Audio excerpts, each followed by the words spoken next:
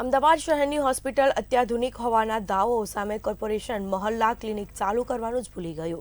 ગંદકી અને મચ્છર વચ્ચે જીવતા 293 પરિવારના અચાનક કંઈ થાય તો હોસ્પિટલ જવું ક્યાં તે એક મોટો સવાલ છે। આ બીમારી હોસ્પિટલના દ્રશ્યો તમને વિચલિત કરશે, પરંતુ હકીકત જોવી પણ જરૂરી છે। ત્યારે શું છે સમગ્ર મામલો, જાણીએ અમારા ખાસ અહેવાલમાં।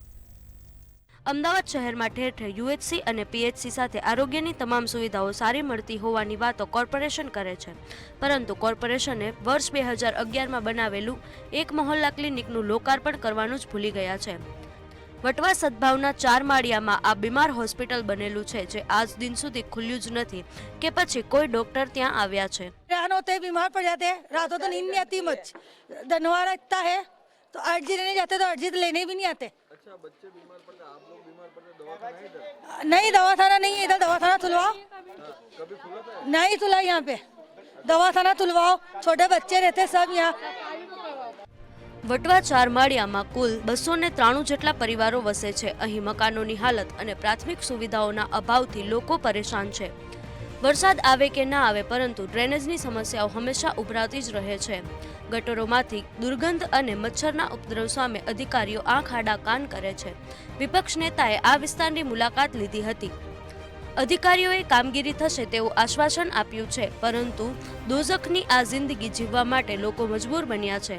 भारतीय जनता पार्टी द्वारा 200 करोड़ की लागत से 9000 से ऊपर के जो आवास वटवा में बनाए गए, जो बिल्कुल जर्जरित हालत में है, कहीं ना कहीं उस समय करोड़ों रुपए का भ्रष्टाचार हुआ और आज गरीब जनता का हक छीनने का कार्य भारतीय जनता पार्टी और अहमदाबाद म्युनिसिपल कॉर्पोरेशन ने किया है। ચોમાસામાં આ વિસ્તાર પાણીમાં ગરકાવ થઈ જાય છે। કોન્ટ્રાક્ટર કે અધિકારીઓને કોઈ ફરક પડતો નથી, પરંતુ ઘરમાં ને ઘરમાં જ લોકો માંદગીમાં દમ તોડતા હશે તેની વેદના તેઓ જ જાણતા હશે। લોકો જ્યારે માંદા પડે છે ત્યારે દવાખાને જાય છે, પરંતુ દવાખાનું જ માંદું હોય તો કેવું લાગે? જે પ્રમાણે આપણે વટવા વિસ્તારની અંદર ઊભા છીએ અને વટવાનું આ જે રાહત દરે દવાખાનાના જે મોટા મોટા બોર્ડ જોઈ રહ્યા છો, પરંતુ હવે અંદરના જો પરિસ્થિતિ, અંદરના જે દ્રશ્યો જે છે તે આપને વિચલિત કરી શકે છે। કારણ કે જે દવાખાનાની અંદર જે દવાઓનો સ્ટોક હોવો જોઈએ, ડૉક્ટરો હોવા જોઈએ, પરંતુ અહીં તમને ફક્ત અને ફક્ત ગંદકી જ જોવા મળશે। જે પ્રમાણે અત્યારે ખૂબ જ દુર્ગંધ મારતી વસ્તુ અને સાથે જ અસામાજિક તત્વોએ જે પ્રમાણે જે અડ્ડો બનાવી દીધો છે, તેને લઈને અત્યારે ખૂબ જ હાલાકીનો સામનો જે છે તે લોકો કરી રહ્યા છે।